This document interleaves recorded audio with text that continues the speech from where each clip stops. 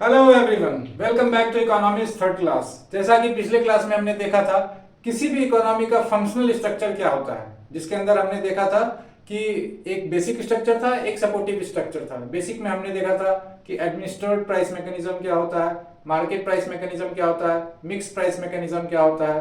फिर हमने supportive structure of an economy देखा था, जिसके थ्रू फाइनली हम लोग इस कंक्लूजन पे पहुंचे थे जो सर्कुलर फ्लो ऑफ इनकम जो है वो कैसे होता है किसी भी इकोनॉमी में।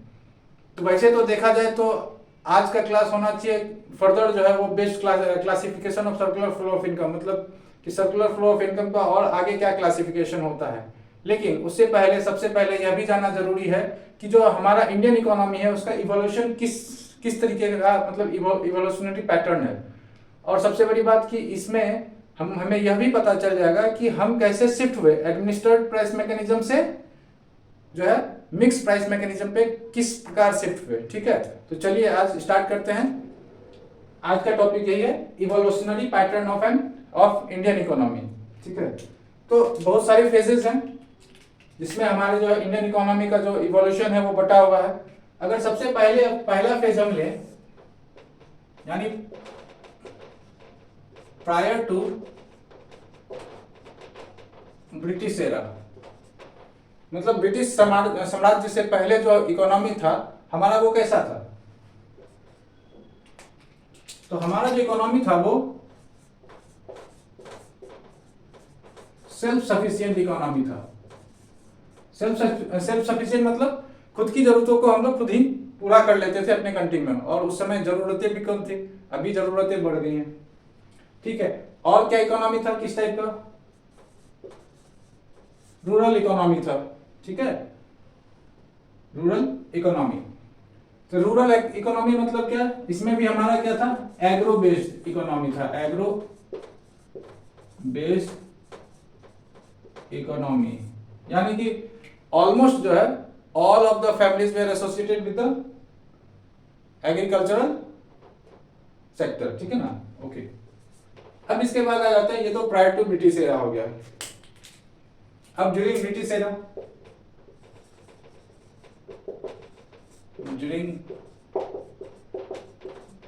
ब्रिटिश एरा, अब देखते हैं ब्रिटिश एरा के समय हमारा इकोनॉमी कैसे परफॉर्म करता था। तो सबसे पहली बात तो हमारा जो इकोनॉमी था वो क्या किसमें कन्वर्ट हो गया था, कॉलोनियल इकोनॉमी में, क्योंकि ब्रिटिश लोग जहां भी जाते थे वो कॉलोनी वहां पे बसाते थे और उस टाइप का वो कॉलोनियलिज्म जो है वो वहां पे स्टैब्लिश करते थे। तो हमारा इकोनॉमी क्या हो गया, कॉलोनियल इकोनॉमी हो गया। कॉलोनियल इकोनॉमी मतलब क्या हो गया, मान लो ये ब्रिटिश इकोनॉमी है, I am denoting it with BE. ठीक है, और ये जो है इंडियन इकोनॉमी है, I am denoting it with IE. ठीक, तो ये क्या है, जो हमारा इकोनॉमी था दैट वाज एक्टिंग एज अ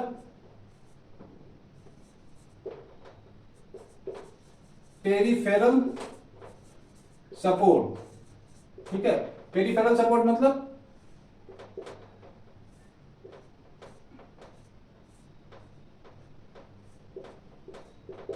यानी कि ये जो ब्रिटिश इकोनॉमी था, कॉलोनियल इकोनॉमी, इट वाज, आप इसको ऐसे समझो, इसे बाद में बताता हूं, ऐसे समझो कि आप सभी के यहां आपने देखा होगा डेस्कटॉप जो कंप्यूटर होता है, तो उसमें क्या होता है हमारा, ये हो गया हमारा सीपीयू। सीपीयू यानी कि मेन यूनिट हमारा क्या हो गया, ये मेन यूनिट है, main unit oblique main device, कुछ भी कर सकते हैं। ठीक है, अब इसके साथ जो जो चीज अटैच होते हैं जैसे कि कीबोर्ड हो गया, ठीक है, माउस हो गया, मॉनिटर हो गया यानी डिस्प्ले, और जो भी ऐड करना हो आपको स्पीकर्स वगैरह जो भी हो, तो ये सभी क्या है हमारे पेरिफेरल डिवाइस। क्या है हमारे peripheral devices, peripheral devices. Okay, तो मेन तो हमारा क्या है, यहाँ पे सीपीयू है, मेन कंपोनेंट या मेन डिवाइस क्या है, इट इज सीपीयू, और rest of the devices is working as a peripheral device. Same वही कॉन्सेप्ट यहां पे था, जो ब्रिटिश इकोनॉमी था that was considered as the that was acting as actually acting oblique working कर दो आप सबसे अच्छा, working as a main economy and Indian economy क्या था, वो was a peripheral support to whom? British economy. ठीक है, अगर इसे शॉर्ट में समझें, you want to take screenshot?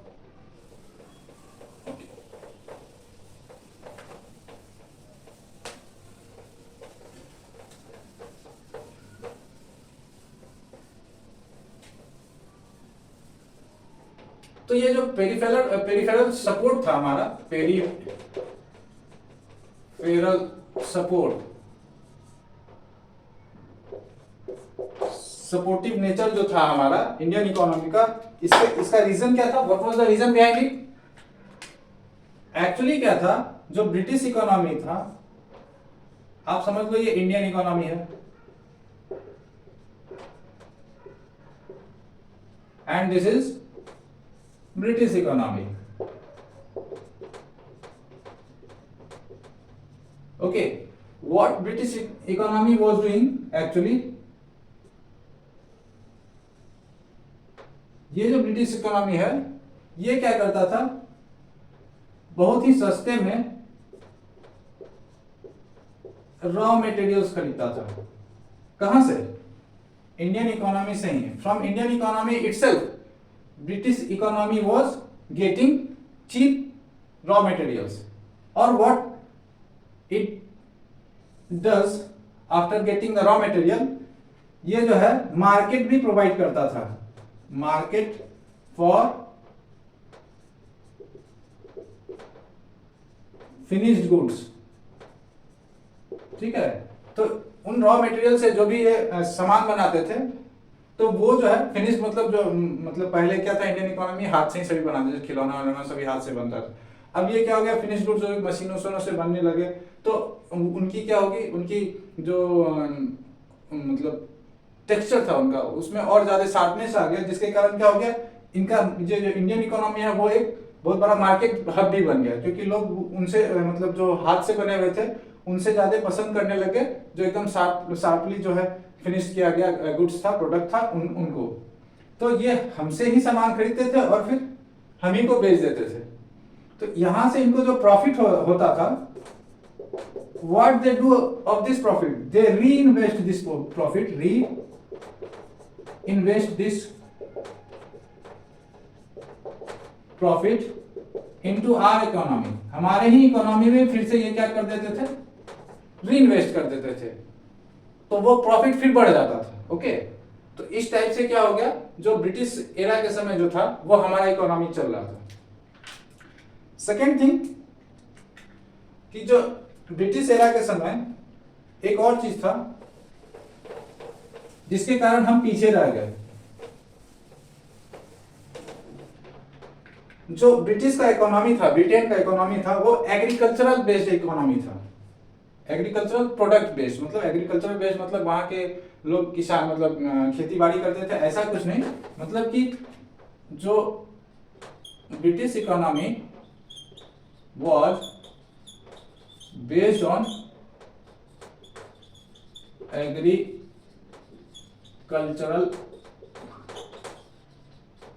Products. मैंने क्या लिखा, प्रोडक्ट्स, जो एग्रीकल्चरल प्रोडक्ट्स है उन पे बेस्ड था ब्रिटिश का इकोनॉमी। और एग्रीकल्चरल प्रोडक्ट सबसे ज्यादा कहां मिलता था इनको, इंडिया में आसानी से मिल जाता था यहाँ, क्योंकि इंडिया का जो है वो इकोनॉमी ही क्या था, एग्रो बेस्ड, जो कि हम लोग पढ़े थे, रूरल इकोनॉमी एग्रो बेस्ड था। तो एग्रीकल्चरल प्रोडक्ट इन्हें आसानी से यहाँ मिल जाता था। तो जाहिर सी बात है, तो इंडस्ट्रियलाइजेशन जो उनके यहाँ ऑलरेडी अच्छे से इंडस्ट्रियलाइज हुआ था उनका इकोनॉमी, तो यहाँ पे क्या हो गया, इंडस्ट्रियलाइजेशन जो है, अब एस लिखो या जे लिखो, जो लिखना है आपको, इंडस्ट्रियलाइजेशन क्या हो गया यहाँ पे, प्रॉपर तरीके से नहीं हुआ। प्रॉपर क्या, इंडस्ट्रियलाइजेशन क्या हो गया, पीछे छूट गया, लैग्स बिहाइंड। ठीक है, दूसरी बात, इंडस्ट्रियलाइजेशन पीछे छूट गया। ठीक है, जब इंडस्ट्रियलाइजेशन हमारा पीछे, यानी कि इंडस्ट्री सेक्टर में हम पीछे रह गए, और क्या हो गया इससे, therefore we remain backward, यानी हम लोग पिछड़े ही रह गए in case of what, development, industrial development, whatever. ठीक है, तो ये चीज हो गया आपका during British era. Now moving to third phase.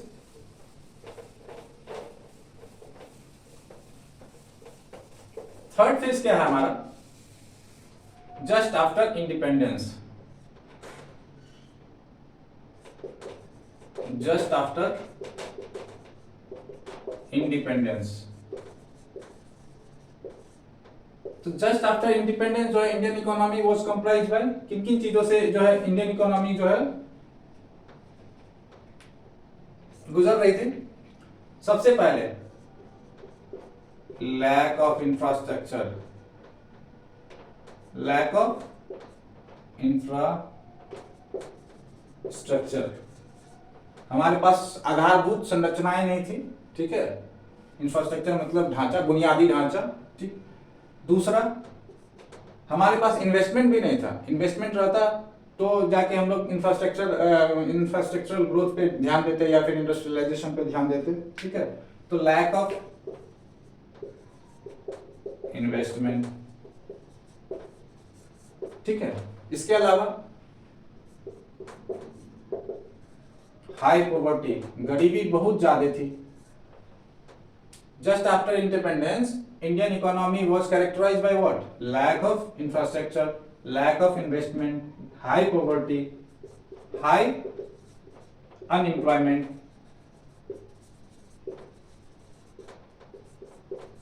Poor HDI। अब HDI क्या है, इन शॉर्ट अभी बता देता हूं, आगे तो पढ़ना ही है। ह्यूमन डेवलपमेंट इंडेक्स, यानी ऐसा इंडेक्स जो कि ह्यूमन के डेवलपमेंट को दर्शाता है। तो इसके अंदर कुछ पैरामीटर्स होते हैं। ठीक है, जैसे हेल्थ पैरामीटर हो गया, एजुकेशनल पैरामीटर हो गया, इकोनॉमिकल पैरामीटर्स हो गया। हेल्थ में क्या हो गया, न्यूट्रिशनल इंटेक कितना है, नहीं है। एजुकेशन, फिर आपको क्या कहते हैं, इकोनॉमिकल में GNP क्या है, मतलब ग्रॉस नेशनल प्रोडक्ट है। फिर पर कैपिटा इनकम, फिर एजुकेशनल पैरामीटर्स है, मतलब कि कहाँ एजुकेशन कहाँ तक हुआ है, स्कूलिंग कहाँ तक किया गया, etcetera. We will discuss it later. ठीक है, इस पे स्पेसिफिक जो है वो क्लास से लेंगे। तो अभी तत्काल समझने के लिए मतलब बस ये समझना है कि ऐसा इंडेक्स जो कि ह्यूमन के डेवलपमेंट को दर्शाता है। अब चूंकि ना तो एजुकेशन था, ठीक है, ना लोगों के पास जो है पैसा था, और खाने का जब पैसा नहीं है और मतलब कि आपके पास एजुकेशन नहीं है, ना आप अच्छे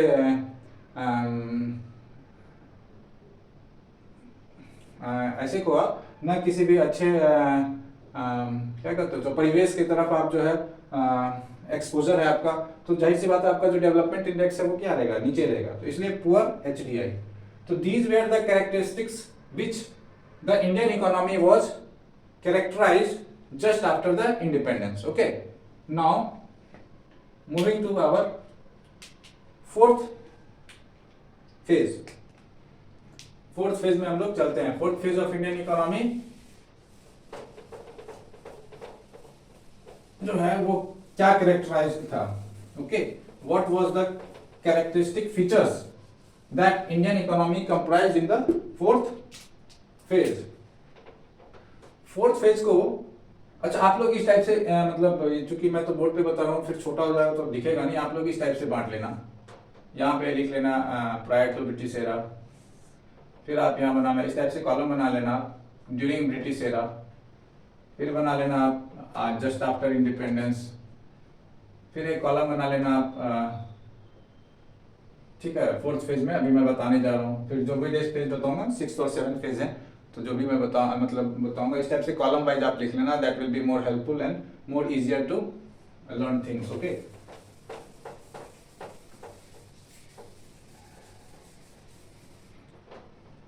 तो चलो अब चलते हैं हम, जो हमारा फोर्थ फेज है। फोर्थ फेज क्या है हमारा in general, 1950 to 1980s, 1950s to 1980s, ये हमारा फोर्थ फेज है। इस फोर्थ फेज में हम देखते हैं कि इंडियन इकोनॉमी जो है वो किस तरीके से बिहेव कर रही थी और क्या क्या डिसीजन मेकिंग चल रहा था इंडियन इकोनॉमी को रिवाइटलाइज करवाने में। ठीक है, तो इसमें आप दो चीज ले लो, इसमें भी दो पार्ट ले लो आप। पहला 1950 टू 1965 और 1965 टू 80। ठीक है, 1965 टू 80। तो जाहिर सी बात है, या इस समय प्राइम मिनिस्टर क्या थे, कौन थे, सॉरी नेहरू जी। तो नेहरू एरा कह सकते हो आप generally, if you can say. और इधर इंदिरा जी थी, तो we can say that Indira era. तो यहाँ पे अब जो है आप देखो, जो लास्ट क्लास में हमने पढ़ा था, अगर आपने नहीं देखा है वो लेक्चर तो आप जाके देख सकते हो, जो कि अश्विनी क्लासेस पे अवेलेबल है। अब देखो वो वहाँ जो हमने पढ़ा था एडमिनिस्ट्रेड प्राइस मैकेनिज्म, ठीक है, उसका कॉन्सेप्ट यहाँ आएगा। और यहाँ एडमिनिस्ट्रेड प्राइस मैकेनिज्म से how we are going to shift into the mix price mechanism, तो वो यहाँ से उसका जो है फेज आरंभ होता है। तो इसलिए अच्छे से देखना। तो यहाँ पे क्या था, जबकि दोनों जगह एडमिनिस्ट्रेड प्राइस मैकेनिज्म है, कहाँ कम है और कहाँ ज्यादा है, that you will have to decide. you will only decide in this lecture only after going through these things. तो अब 1950 to 65 नेहरू एरा में क्या था, सोशलिज्म अभी नहीं। इंडिया के पास जो है, अच्छा एक चीज और मैं बताना भूल गया, आप वो इधर नोट कर लेना। जो जस्ट आफ्टर इंडिपेंडेंस जो था, जस्ट आफ्टर इंडिपेंडेंस का जो फेज था, जो मैंने थर्ड फेज बताया था, उसमें आप एक चीज और याद रखना कि क्या मेरे पास, हम लोगों के पास कोई और चॉइस था, कोई और मैकेनिज्म अपनाने का, कोई और मोड ऑफ ऑपरेशन जो है इकोनॉमी का जो फंक्शनल स्ट्रक्चर था, तो वहां पे हम लोग जो है हमारे पास कोई और ऑप्शन नहीं था। बिकॉज क्यों नहीं ऑप्शन था, as we were totally under developed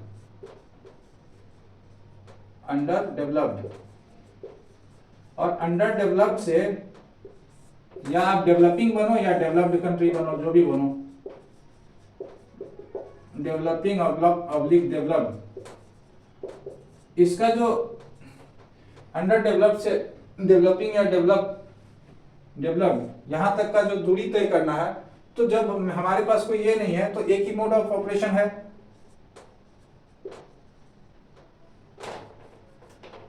administered price mechanism which we have already discussed in the last class. तो यहाँ पे रोल गवर्नमेंट का रोल हो जाता है ना ज्यादा, role of government becomes very important. Government का रोल जो है वो बहुत इंपॉर्टेंट हो जाता है, क्योंकि वही जो है इस स्थिति से हमको इस स्थिति तक ले जाने में मदद करेगी। ठीक है, तो वहां पे क्या था, जो भी प्राइस मैकेनिज्म था that will be decided by the whom, state. Okay, that is only known as administered price mechanism. So we were not having so many options. ठीक है, और एडमिनिस्ट्रेड प्राइस मैकेनिज्म को हम लोग क्या बोलते थे, सोशलिज्म, सोशलिस्टिक। ठीक है, और इसके पीछे हम लोगों का कुछ हिस्टोरिकल बैकग्राउंड भी था, क्यों हम लोग ये सोशलिज्म पे, तो रीजंस क्या क्या था जो हम लोग administered price mechanism, reasons for adopting what APM oblique socialism, क्या क्या रीजंस थे। पहला हिस्टोरिकल रीजन, हिस्टोरिकल रीजन में आप खुद ही ध्यान से सोचोगे अगर तो आपको पता चल जाएगा। जैसे गांधी जी भी क्या कहते थे, सोशलिस्टिक मीन्स पे ज्यादा जोर देते थे। उनसे पहले अगर आते हैं हमारे जो भी राजा महाराजा लोग थे एंशिएंट टाइम्स में, they were also giving more weightage to what socialistic means of operation of economy. दूसरा, ये तो हिस्टोरिकल रीजन हो गया। ठीक है, तो दूसरा क्या हो सकता है, डोमेस्टिक रीजन। डोमेस्टिक रीजन में क्या होगा, अब देखो ऐसे भी कहा जाता है India is country of villages. तो आप अभी भी जो भी बैक मतलब विलेज है, मतलब एकदम वो गांव ही हो, प्रॉपर गांव हो, नगर निगम ना हो, गांव हो, तो वहां पे आप जाके देखना, वहां पे क्या होता है, लोग एक दूसरे से बहुत जुड़े हुए रहते हैं, मतलब they are very social to each other, unlike peoples living in the towns. Okay, मतलब वो लोग एक दूसरे के साथ खड़े रहते हैं, उनके सुख और दुख दोनों में। और यहाँ शहर में क्या, बगल में क्या हो रहा है वो हमें नहीं पता, क्या हो गया नहीं हो गया, कौन जी रहा है कौन मर रहा है, we are totally unaware of these things. Okay, लेकिन गांव में वो लोग बहुत सोशल होते हैं, दे आर वेरी सोशल। तो वो डोमेस्टिक रीजन जो है, मतलब ये हो गया। तो ये सोशलिस्टिक मीन्स डोमेस्टिक जो है, सोशलिस्टिक जो रीजन था सोशलिज्म को अपनाने का, वो क्या था, ये डोमेस्टिक रीजन का एक जो कारण था, ये डोमेस्टिक था। ठीक है, थर्ड आ जाता है हिस्टोरिकल, हिस्टोरिकल हो गया, थर्ड आ जाता है इंटरनेशनल रीजन। इंटरनेशनल में बहुत सारी चीजें हो सकती हैं, जैसे कि जस्ट जो है इंडिपेंडेंस से पहले आपका वर्ल्ड वॉर हुआ था। दूसरी बात आप ये भी देख सकते हो कि जो हमारा कंट्री जब इंडिपेंडेंट हुआ था, उस समय क्या था कि हमारे पास एक तो पैसा भी नहीं था, we were having lack of money also, infrastructure also. तो उसमें क्या होता है, फिर से अगेन कैपिटलिस्टिक वैल्यू जो है वो they would have been tried to find opportunities to once again grab the Indian economy. So these were the factors because of which we adopted the socialistic mode of operation, okay, or administered price mechanism. ठीक है, चलिए अब आगे चलते हैं। अब आ जाते हैं इस पेज पे जिसकी हम लोग बात कर रहे थे।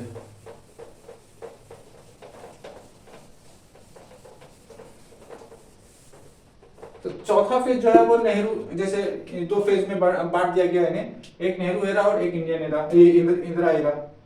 तो नेहरू जी के एरे में क्या क्या चेंजेस हुए, यहाँ पे भी एपीएम था और यहाँ पे लेस एपीएम था। How, we are going to see further. Okay,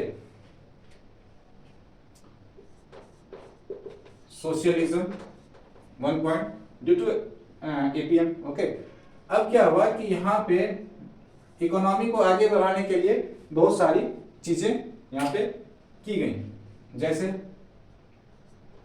PSUs का निर्माण हुआ, पब्लिक सेक्टर अंडरटेकिंग्स, इसको आप हाँ पीएसयूज भी बोल सकते हैं, पब्लिक सेक्टर इंटरप्राइजेस भी बोला जाता है। ओके, फिर पीडीएस का ये किया गया, पब्लिक डिस्ट्रीब्यूशन सिस्टम। उसके बाद सेंट्रलाइज्ड प्लानिंग किया गया, सेंट्रलाइज्ड प्लानिंग जो है वो होने लग गई। इसका एग्जांपल आप ले लो, planning commission, planning commission. Actually ये तो अब इसका नाम बदल दिया गया, इसको तो मतलब हटा दिया गया, डिसमेंटल कर दिया गया। इसके जगह क्या हो गया, अब नीति आयोग लाया गया है 2014 में बाय मोदी गवर्नमेंट। ओके, तो प्लानिंग कमीशन जो है वो इसका इस्टेब्लिशमेंट कब हुआ था, 1950 में। ओके, 1950 में इटसेल्फ। अब देखो ये 1950 है ना, ये हो गया प्लानिंग कमीशन आपका। अब जो ये नेहरू ये प्लानिंग कमीशन सेटेलाइट। अच्छा हाँ, अब यहां से देखो आप स्टार्टिंग फेज ऑफ प्राइवेटाइजेशन कैसे हुआ, मतलब प्राइवेटाइजेशन मतलब कि किस टाइप से जो ये सोशलिस्टिक मींस ऑफ जो ऑपरेशन था, मोड ऑफ ऑपरेशन, वो धीरे धीरे धीरे कैसे मिक्स प्राइस मैकेनिज्म की ओर शिफ्ट हुआ, ये आप बस नोटिस करना। यहाँ पे एक जो है रूल आया, पॉलिसी लाया गया, इंडस्ट्रियलाइजेशन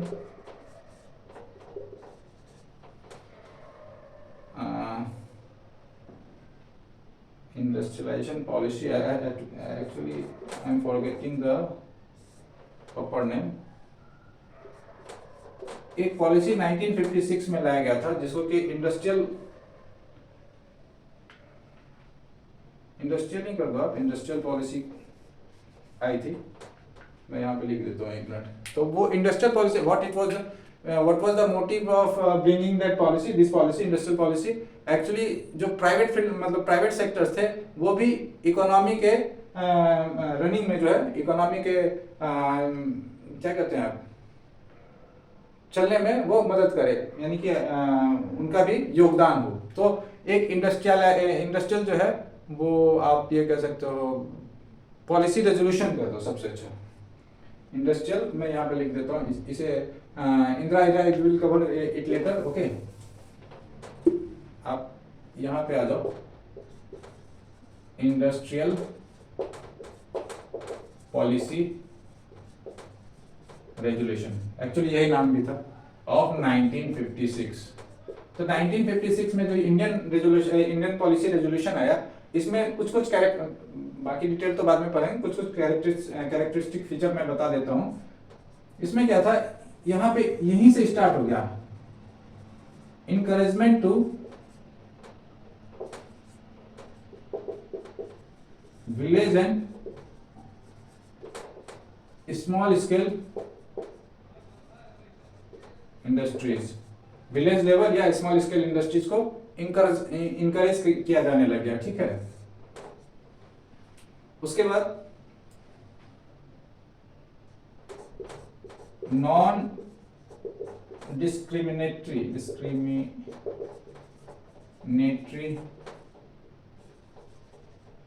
बिहेवियर टू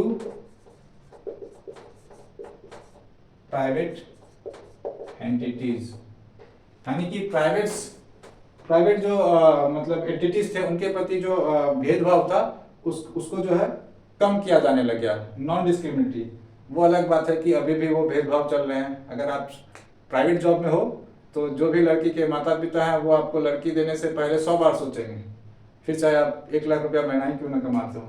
लेकिन वही अगर आपकी सरकारी जॉब है, 40-50,000 भी कमा रहे हैं, they will never think twice until unless they get another choice, वो भी सरकारी नौकरी वाले ही कोई और मिल जाते हैं। तो ठीक है, तो that discrimination is being done till now. ये सब मजाक का पार्ट था, चलो आप इस तरह आते हैं। तो नॉन डिस्क्रिमिनेटरी बिहेवियर क्या है, प्राइवेट एंटिटीज पे इनको जो है उनके साथ भेदभाव कम किया जाने लगा, उनको एक एनवायरनमेंट तैयार करके दिया जाने लगा, चलो आप आओ और हम हमारे साथ मिलकर इंडियन इकोनॉमी को आगे बढ़ाते हैं। ठीक है, okay, now coming back to Indira era.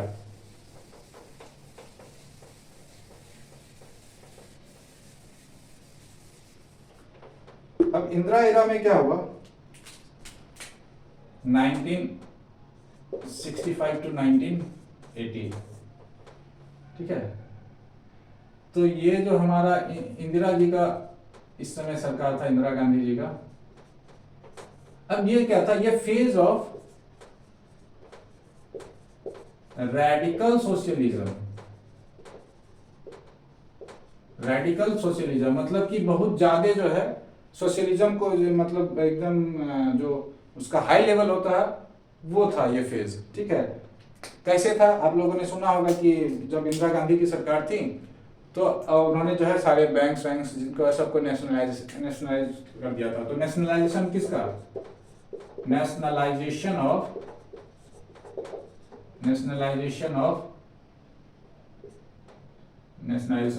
Banks, ठीक है, कोल माइंस, उसके बाद OMC, oil manufacturing companies,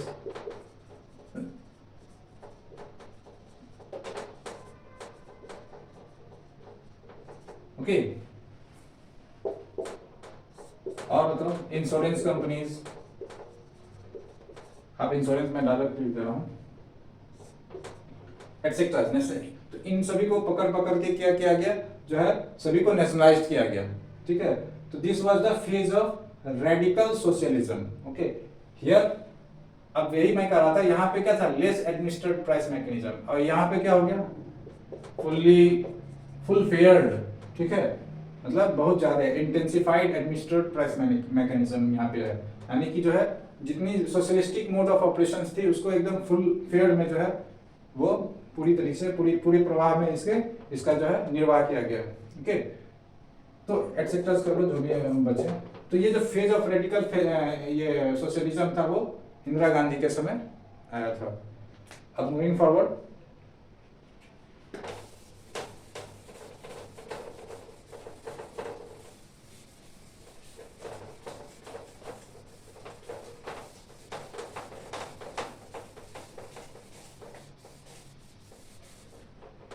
phase of radical socialism, ठीक है। अच्छा, उसके इंदिरा जी के समय दो चीज और आई थी ड्यूरिंग इंदिरा एरा। लिखने से अच्छा है आप ये लिख दो ना, वो जो 1965 टू 80 जो है उसमें फिफ्थ फाइव ईयर प्लान आया था, fifth 5 year plan, sixth 5 year plan. 5 year plan आगे हम लोग पढ़ेंगे क्या होता है डिटेल में। अभी सिंपली नाम से क्या सजेस्ट होता है कि 5 साल का जो प्लानिंग होता था, जो जिसे प्लानिंग कमीशन आया, they were planning for planning for rest of the 5 years की उस 5 साल में, आगामी 5 साल में क्या डेवलपमेंट वर्क्स किया जा रहा है, किस पे मेन फोकस किया जाए। तो फिफ्थ 5 ईयर प्लान जो है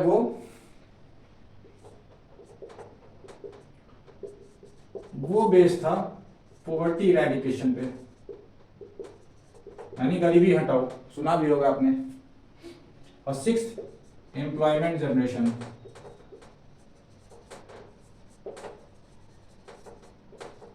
मतलब बेरोजगारी को जो है उसको कम करना, रोजगार पैदा करना, ठीक है।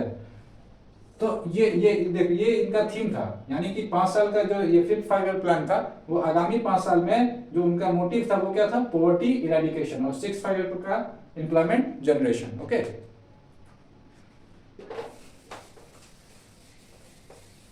अब आ जाते हैं अगले फेज में। अगला फेज आता है हमारा the most important phase in Indian economy. Okay, इसलिए आप इसे ध्यान से देखना। The most important phase in Indian economy, introduction of LPG, ठीक है। इसे बाद में समझेंगे, पहले ऐसे समझो। क्या हुआ कि 1990s में इंडिया जो है उसका बीओपी क्राइसिस बहुत बढ़ गया। बीओपी क्राइसिस क्या होता है ये मैं अभी शॉर्ट में बता देता हूं। ये हो गया बैलेंस ऑफ पेमेंट, ठीक है। बैलेंस ऑफ पेमेंट, जैसा कि नाम सजेस्ट कर रहा है बैलेंस ऑफ पेमेंट। तो पेमेंट जो भी चीज हम मार्केट मतलब बाहर से कोई भी चीज हम इंपोर्ट कर रहे हैं या फिर किसी और कंट्री से या किसी भी संस्थान से हमने लोन लिया है, कुछ भी ऋण लिया है, तो उसका जो पेमेंट है जाहिर सी बात है वो अपनी करेंसी में तो नहीं करेंगे, वो एक्सेप्ट ही नहीं करेंगे हमारी करेंसी। तो उसके लिए क्या होता है, एक फॉरेक्स रिजर्व होता है, हम लोग रखते हैं अपने यहाँ फॉरेन कंट्रीज के करेंसीज को, ठीक है, एक फॉरेक्स रिजर्व होता है। तो वो क्या हुआ था 1990 में, दैट डिक्लाइन वेरी शार्पली, बहुत घट गया था। We were not having so much of foreign currencies to import things, okay. मतलब हम या डेप्ट कोई भी लोन है उसको चुकाने के लिए हमारे पास सफिशिएंट जो है वो मतलब फॉरेक्स रिजर्व नहीं था, फॉरेन करेंसीज नहीं थी, ठीक है। तो हाईली जो है या ह्यूज कर लो आप, हाई से अच्छा huge macro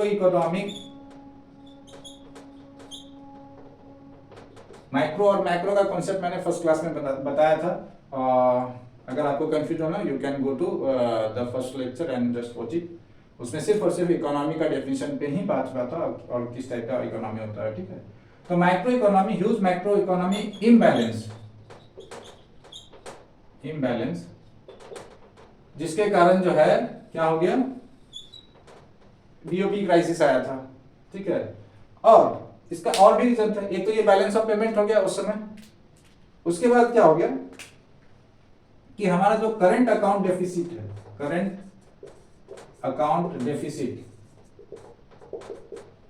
we will also study it in later, but अभी के लिए बता देता हूं शॉर्ट में ही, लेकिन आप प्रॉपर तरीके से समझ जाओगे। जैसा कि नाम सजेस्ट कर रहा है करंट अकाउंट डेफिसिट, तो इसमें क्या होता है, जो भी हम, जाहिर सी बात है हम बहुत सारी चीजें इंपोर्ट और एक्सपोर्ट दोनों चीज करते हैं। कोई भी कंट्री इंपोर्ट भी करती है, एक्सपोर्ट भी करती है।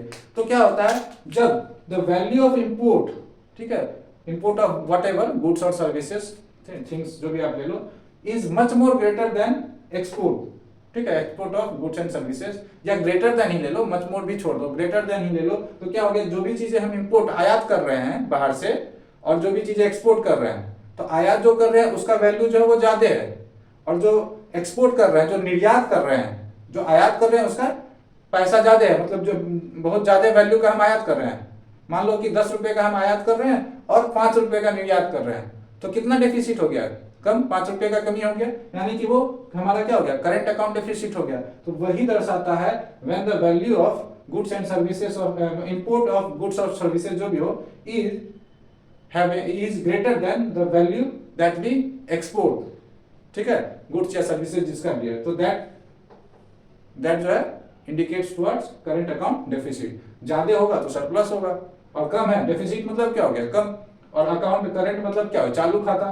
तो अब अगर एक्सपोर्ट ज्यादा हो गया और इंपोर्ट कम है तो क्या हो गया? हमारा क्या है? सरप्लस हो गया, current account surplus, we are having surplus amount of money, ठीक है, करंट अकाउंट डेफिसिट। उसके अलावा क्या है? एक और टर्म आता है फिस्कल डेफिसिट। ये सब हम लोग आगे भी पढ़ेंगे, पर चूंकि अभी जानना है कि what were the reason due to which this BOP crisis and the huge macroeconomic imbalance in our economy happened, ठीक है। तो फिस्कल डेफिसिट क्या होता है? ये भी एक टर्म है जो आप लोग आगे पढ़ेंगे अच्छे से। अभी के लिए बस ये समझो आप कि जो फिस्कल डेफिसिट है, क्या गवर्नमेंट का क्या होता है? एक तो इनकम भी होता है थ्रू रेवेन्यूज, और गवर्नमेंट क्या करती है? एक्सपेंडिचर मतलब खर्च भी करती है। किस किस चीजों पे वो भी हमने बताया था, जैसे कि जो भी है हम लोग का इंफ्रास्ट्रक्चर पे करती है, हेल्थ सेक्टर पे करती है, मतलब इंफ्रास्ट्रक्चर सेक्टर मतलब रोड रेलवे जो भी हो, हेल्थ पे करती है, एजुकेशन पे करती है, ठीक है। तो अलग अलग सेक्टर्स में काम करती है। तो जब जो गवर्नमेंट का एक्सपेंडिचर है वो जो है ग्रेटर हो जाता है उसका इनकम के, यानी रेवेन्यू जनरेशन के, तो वहां पे क्या होता है? Fiscal deficit. वहां भी क्या हो गया? डेफिसिट, ये कम है, ठीक है। जो हमारा रेवेन्यू जनरेशन है वो कम है, एक्सपेंडिचर ज्यादा हो गया और रेवेन्यू जनरेट जो हो रहा है वो कम हो रहा है, तो वहां फिस्कल डेफिसिट। तो these were the things due to which our economy went through very imbalance, very macro economic imbalance situation, और वहां पे यही बीओपी हुआ था। तो we were not having so much money, मतलब आप कह सकते हो कि इतना पैसा भी नहीं था कि हम लोग इंपोर्ट एक महीने या एक सप्ताह, I think so, exact figure I'm not remembering, लेकिन we were not having so much enough amount of forex reserve to import things, okay।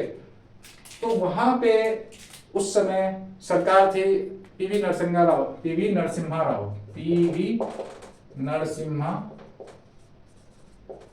की सरकार थी, पीवी नरसिम्हा राव जी की सरकार थी, हमारे पीएम थे। और जो मनमोहन सिंह जी हैं, मनमोहन सिंह जो हमारे, ये भी हमारे भूतपूर्व प्रधानमंत्री रह चुके हैं, ये उस समय फाइनेंस मिनिस्टर थे। तो इन दोनों ने मिलकर हमारी इकोनॉमी को क्या किया? ओपन करने का निर्णय लिया। What they decided? They decided to open our economy, हमारे इकोनॉमी को ओपन किया, ठीक है, ओपन आवर इकोनॉमी, यानी कि हमने जो दरवाजा रेस्ट ऑफ वर्ल्ड के लिए बंद करके रखा हुआ था उसका दरवाजा इन्होंने खोला, ताकि we could connect with the economies of the rest of the world, ठीक है, ताकि हम लोग का इकोनॉमी भी जो है और हम लोग खुद भी जो है बाकी के जो वर्ल्ड है उनके इकोनॉमी से कनेक्ट कर पाए। तो ये बहुत बड़ा इंपॉर्टेंट फैक्टर है, और जहां से ये बहुत बड़ा इंपॉर्टेंट टर्निंग पॉइंट कह सकते हो आप, turning point in Indian economy, जहां से हमारी इकोनॉमी आज यहां तक पहुंची है। तो this is the turning point actually. तो यही टर्निंग पॉइंट इंडियन इकोनॉमी का, ये हमारा इकोनॉमी को क्या किया गया? ओपन किया गया। अब देखो वो जो एपीएम था, अब क्या हो गया? एमपीएम को ज्यादा वैल्यू दिया जाने लग गया, मिक्स प्राइस मैकेनिज्म, ठीक है, which we have already studied in the last class. तो मिक्स प्राइस मैकेनिज्म जहां पर कि एपीएम और एमपीएम, यहां पे एमपीएम मार्केट प्राइस मैकेनिज्म, दोनों क्या होते थे? दोनों का ये मिक्सर होता था, दोनों साथ आते थे और चीजें डिसाइड करते थे, ठीक है। तो यहां से क्या हो गया? हम लोग एमपीएम से, सॉरी एपीएम से एमपीएम की ओर शिफ्ट हो रहे हैं। ध्यान से आप लोग देखना, ओके। अब क्या हो गया? ये जो एलपीजी का इंट्रोडक्शन हो गया, ये भी आप लिख लो, introduction of liberalisation, privatisation and globalisation. Liberalisation मतलब लिबरल हुए थोड़े हम लोग कि हमने जो इकोनॉमी अपना क्लोज करके रखा था उसे ओपन किया, लिबरल हुए पूरे वर्ल्ड के इकोनॉमीज के लिए, प्राइवेटाइजेशन के लिए लिबरल हुए, ठीक है, रेस्ट ऑफ द वर्ल्ड के जो इन्वेस्टर्स हैं उनके लिए लिबरल हुए ताकि they can invest in our economy, ठीक है। प्राइवेटाइजेशन समझाने, ग्लोबलाइजेशन मतलब हम लोग मोर ग्लोबल हुए, बाकी दुनिया से जुड़ने के लिए हमने अपना इकोनॉमी खोला, ठीक है, इकोनॉमी का मतलब विंडो खोला या दरवाजा खोला, और ताकि हम भी उस ग्लोबल मतलब पृथ्वी के जो है इकोनॉमी, बाकी कंट्रीज सब तो पृथ्वी में आते हैं, तो पृथ्वी के जो इकोनॉमी है, अर्थ का इकोनॉमी, ग्लोबल इकोनॉमी से हम लोग जुड़े। ओके, तो ये हो गया इंट्रोडक्शन ऑफ एलपीजी, यही हमारा टर्निंग पॉइंट है। तो अच्छा, इसके अलावा और क्या क्या हो गया, इंडिकेटिव प्लानिंग होने लग गई। Indicative planning very important thing, याद रखिएगा। वैसे आगे पढ़ेंगे क्या होता है, what is difference between what are different types of plans, imperative plans, indicative plan. अभी सिर्फ इंडिकेटिव समझ लेते हैं, इंडिकेटिव प्लान क्या होता है। तो आप देखो इंडिकेटिव प्लान जो है, इंडिकेटिव प्लान में क्या होता है कि यहां पे दोनों coordination of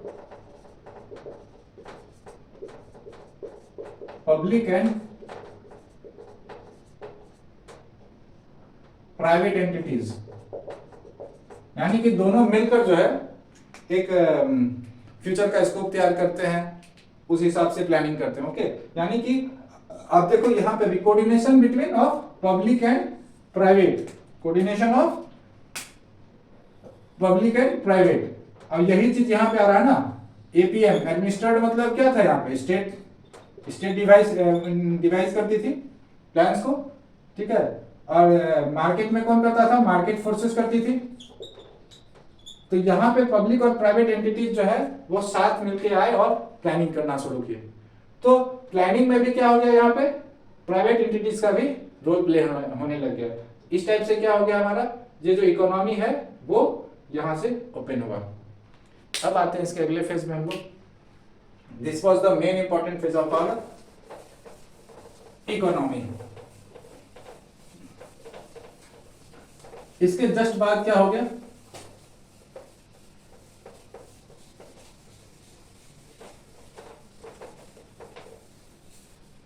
just after this, अब जो है यानी कि after the introduction of, induction कह दो या इंट्रोडक्शन कह दो, induction oblique introduction of LPG era, यानी कि लास्ट 20, यानी कि आप 2000 से लेकर अब तक ले लो, 20-25 साल का जो एरा है वो। तो इसमें भी आप 2 पार्ट कर लो, फर्स्ट फेज कर लो,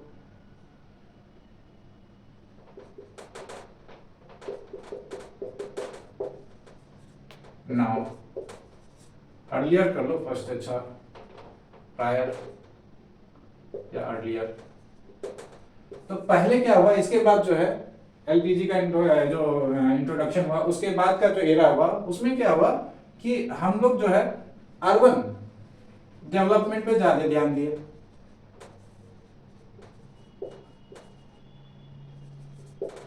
डेवलपमेंट मोर फोकस ऑन क्या हुआ,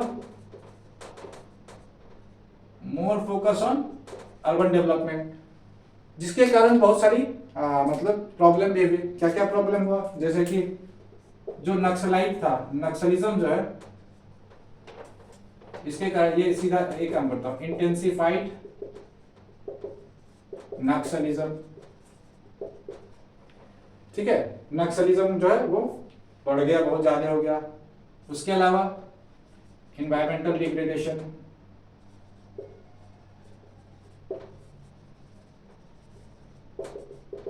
ठीक है। इसके अलावा और क्या हो सकता है बताओ, इंटेंसिफाइड नक्सलिज्म हो गया आपका, नक्सलिज्म बढ़ा दिया, इन्वायरमेंटल डिग्रेडेशन हो गया। अच्छा, इसी एरा में क्या हो गया, क्योंकि अब क्या था, प्राइवेट एंटिटीज जो है वो ज्यादा रोल प्ले में आ गए, तो यहाँ पे बहुत सारे स्कैम्स हुए, जैसे 2G स्कैम, कोल स्कैम एटसेट्रा, ठीक है। तो we were going through this scams also in between this evolutionary pattern of Indian economy, ठीक है। तो बहुत सारे स्कैम्स हुए हुए इसमें, और चूंकि अर्बन डेवलपमेंट पे हमने ज्यादा ध्यान दिया तो हमारे जो रूरल एरियाज थे वो क्या रहे, अभी भी बैकवर्ड ही रहा। रूरल एरियाज का रहा हमारा बैकवर्ड ही रहा, ठीक है। डेवलपमेंट मतलब एक साथ नहीं हो रहा। आप देखो ना, अर्बन को हमने ज्यादा वैल्यू दिया और रूरल को कम वैल्यू दिया, तो क्या वो इंक्लूसिव डेवलपमेंट हुआ? यानी इंक्लूसिव मतलब एक साथ जो हम लोग मतलब डेवलप करते हैं, सारी चीजों को एक साथ लेके डेवलप, थोड़ा थोड़ा डेवलप किया, तो उस टाइप का नहीं हुआ, ठीक है। तो more focus on urban development हो गया। अभी के सेशन में अभी जो है, अभी मतलब इन द सेंस 10 साल जो भी ले लो, अब क्या था, more inclusive development.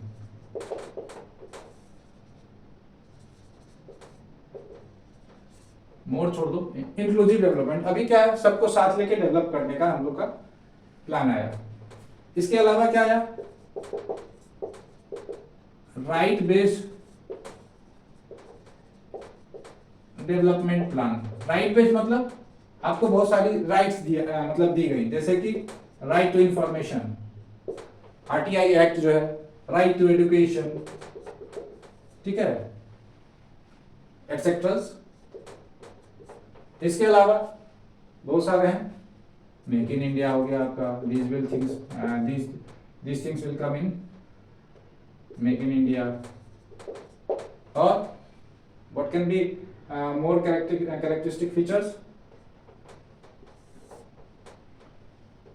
Sustainable development का गोल आया, सस्टेनेबल डेवलपमेंट। एक्चुअली ये जो वर्ड है sustainable development, this has also been a theme for prior 5-year plan, ठीक है। लेकिन जो अब जो लागू हो रहा है उसमें ये है कि आप इसको कर दो more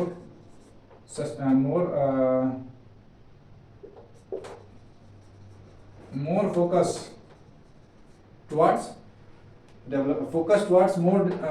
towards more sustainable development, ठीक है। तो these were the phases through which Indian economy went, okay। तो ये एक आपका क्या हो गया, evolutionary pattern of Indian economy. मैं एक बार इसको शॉर्ट में रिवाइज करवा देता हूं, और how you have to make notes, just ये बता देता हूं।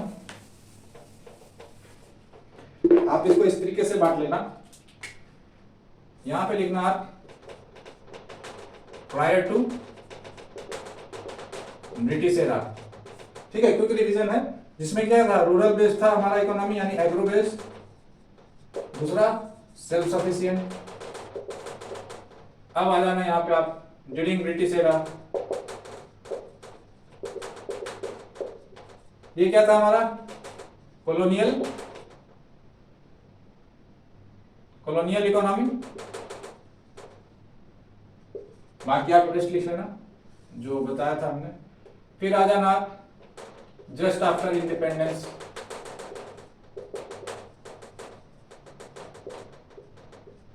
जस्ट आफ्टर इंडिपेंडेंस क्या क्या हो जाएगा, लैक ऑफ इंफ्रास्ट्रक्चर, फिर लैक ऑफ इन्वेस्टमेंट, इस टाइप से आप बना लेना जो अभी थोड़ी देर पहले बताया गया।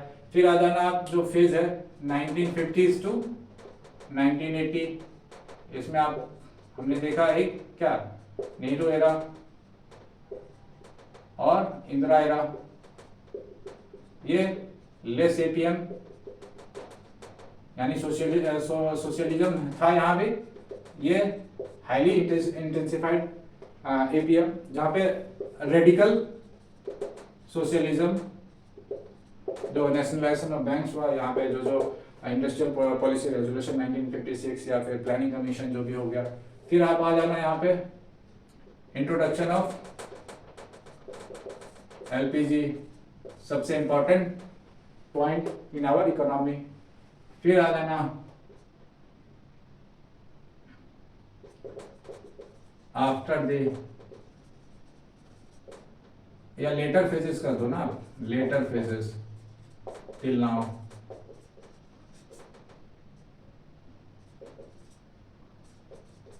ठीक है, और जो वो हमने डिस्कस किया था वो, तो अब देख लो किस तरीके से करना। You can take a screenshot, आप इस तरीके से कॉलम में बना लेना। You will write in the copy, so you can write it in small, छोटे छोटे में लिख सकते हो आप। तो today we are winding up the things here. ठीक है, मिलते हैं अगली क्लास में। Until then take care, bye.